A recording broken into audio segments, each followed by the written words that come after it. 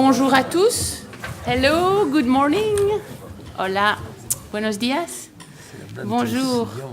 Eh bien, bienvenue pour cette journée de travail dans le cadre du séminaire de la chaire Aung San Suu Kyi, démocratie, culture et engagement. Je suis Isabelle Ferreras, la coordinatrice de la chaire. On est très heureux de vous voir ici. Il fait chaud, c'est l'été. On a les clés pour ouvrir les fenêtres, donc on ouvrira certainement la fenêtre pour avoir de l'air.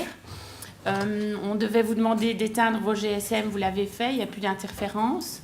On doit aussi dire aux intervenants que tous les micros sont allumés, en fait, donc vous ne devez pas vous préoccuper d'allumer, éteindre.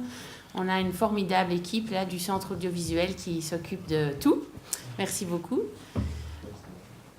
Je vais alors à présent passer la parole à Mathieu de Nanteuil qui va animer, présider cette matinée de travail.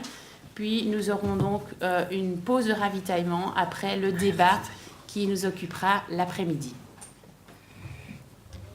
Voilà, bonjour à toutes et tous. J'espère que vous êtes bien, vous avez pris ce qu'il fallait pour cette journée qui va être, je crois, très dense, très riche. Avant de présenter nos orateurs, je voudrais brièvement vous rappeler dans quel contexte nous nous situons ici. Nous avons donc engagé un séminaire de recherche qui est aussi un séminaire de travail depuis plus d'un an.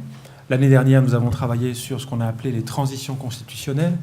On est dans la faculté de droit, donc c'est ce qui nous rappelle l'importance des questions juridiques aussi dans le programme de travail qui est le nôtre. Et puis cette deuxième année, on a décidé de travailler plus largement sur la question des transitions au sens large. Transition politique bien sûr, mais pas seulement. Les pays avec lesquels nous travaillons beaucoup, dont la Colombie, dont la Tunisie, la Birmanie ou le Myanmar également, sont des pays où les transitions qui sont en cours affectent toutes les sphères de la vie en société, le politique, mais pas seulement, l'économique également, et ça va être évidemment le sujet d'aujourd'hui. Alors avant de présenter les différents orateurs, je voudrais vous rappeler l'organisation de la journée. On aura une conférence inaugurale, j'allais presque dire initiatique. Je préférais que tu appelles ça un exposé introductif. Alors j'appelle ça un exposé introductif. Plus modeste. Voilà, plus modeste. Et puis une réaction à cet exposé introductif. Bon, j'étais bien briefé dans la voiture. On aura, je l'espère, un bref échange avec vous en fin de matinée, mais ensuite on prendra le temps d'une pause. On aura là aussi des réactions de trois acteurs sociaux. Christine Mailly du réseau wallon de lutte contre la pauvreté, Amaury Gieselings de Quinoa SBL, et puis Yurilou Vertongen du réseau Migration et lutte sociale.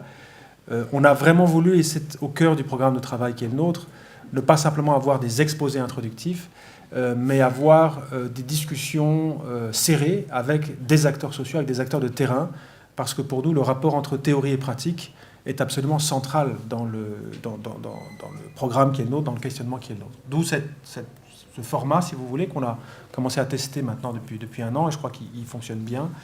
Et bien évidemment, ça sera à nouveau l'occasion d'un échange approfondi avec le public. Donc, si par hasard vous aviez des questions à poser ce matin et que vous n'auriez pas le temps de les poser, on les reprendra cet après-midi. Voilà, il me reste à vous présenter nos deux orateurs. Alors, je voudrais vous dire à la fois l'honneur et surtout l'immense plaisir qui est le mien de recevoir Étienne Balibar et Leopoldo Munera. Ce sont deux personnes d'abord qui ont accepté de venir travailler avec nous,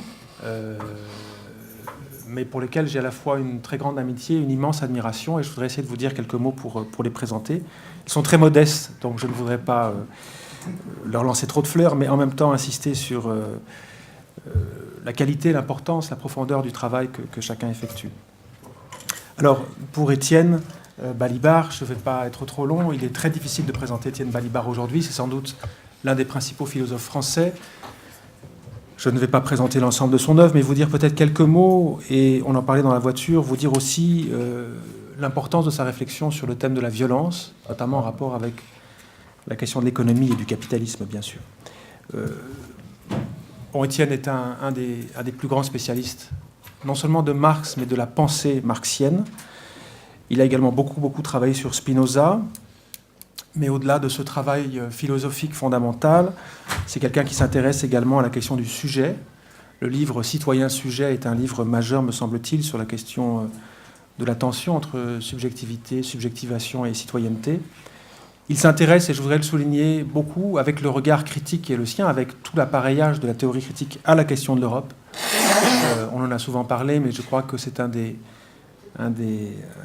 grands intellectuels français qui prend la question de l'Europe au sérieux, là où d'autres l'abandonnent trop facilement. L'Europe, dans ses contradictions, dans toutes les tensions qui la traversent, en particulier aujourd'hui, quand on voit à quel point la construction européenne est soumise à des politiques d'austérité, à une idéologie néolibérale, il tient à dire, et je voudrais le souligner aussi, à quel point cette Europe-là n'est pas la seule Europe possible. L'Europe, c'est aussi un continent contradictoire où il y a des mouvements sociaux, une critique sociale qui est à l'œuvre. Et en ce sens, je crois que l'œuvre d'Étienne est absolument fondamentale pour nous aider à penser l'Europe dans ses difficultés. Et puis, un thème qui est moins souvent signalé, mais qui est un thème crucial, me semble-t-il, c'est la question de la frontière, des frontières entre États, des frontières entre populations, entre classes. Là aussi, on aura peut-être l'occasion d'en reparler.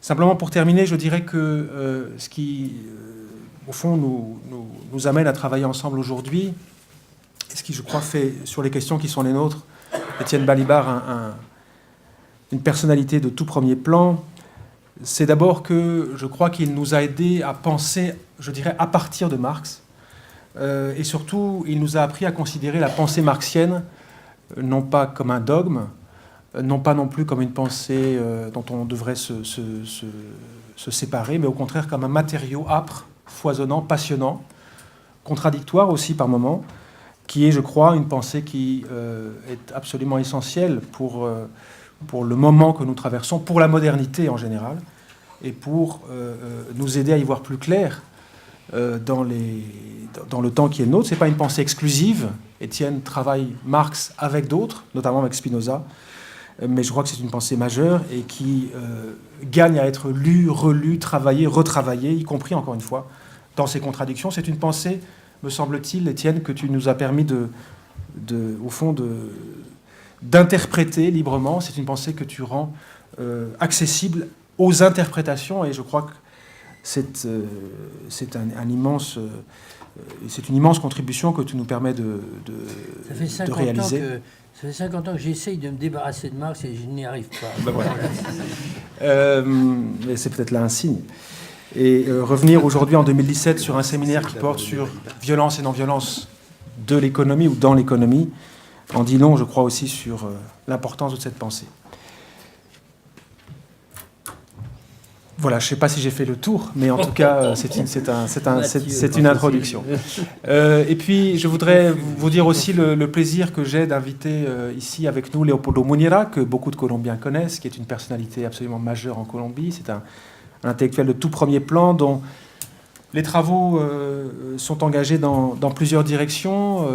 Il dirige un centre de recherche en théorie politique, donc je dirais que la contribution majeure de Leopoldo Muñera est en théorie politique. C'est aussi un très grand connaisseur de Spinoza. Il essaye de travailler Spinoza aussi aujourd'hui, dans le temps qui est le nôtre. C'est aussi un très grand connaisseur de Marx et de Hobbes. Mais en plus de cela, Leopoldo travaille sur les mouvements sociaux, sur ce qu'il appelle la société en mouvement, et pas simplement d'un point de vue théorique, mais aussi à travers un engagement très, très ancien et très, très important auprès des mouvements sociaux colombiens. Je dirais que Leopoldo est une des voix principales de l'opposition intellectuelle en Colombie, une des voix principales de la théorie critique en Colombie. Une théorie critique qu'il considère comme étant non seulement un legs théorique, mais comme étant aussi une obligation pratique face à l'histoire colombienne et face plus largement à l'histoire latino-américaine. Et puis enfin, Leopoldo est un de ceux qui, là aussi, a pris la question de la violence au sérieux. Je voudrais signaler qu'en Colombie, ce n'est pas toujours le cas, y compris chez les intellectuels. Mais Leopoldo fait partie de ces intellectuels exigeants qui ont choisi de prendre, au fond, les fractures de la société colombienne au sérieux comme un objet, non seulement pour l'action, mais pour la pensée, avec toutes les difficultés, mais aussi toute l'importance que revêt cette démarche aujourd'hui. Et je crois que les jeunes Colombiens qui sont ici pourraient en témoigner. Voilà, j'ai fait une introduction très, très brève, trop brève, parce qu'on a là deux personnalités extrêmement riches, dont le travail est une très grande richesse, Mais il est temps maintenant de leur passer la parole. Étienne, donc l'idée pour ton exposé introductif, c'est que tu as 1 heure, mais on peut être un peu flexible si tu souhaites ça serait bien qu'il y ait raccourcir. un peu de Voilà. temps pour les questions. Et puis ensuite, Leopoldo réagira notamment à partir de son expérience du conflit armé colombien.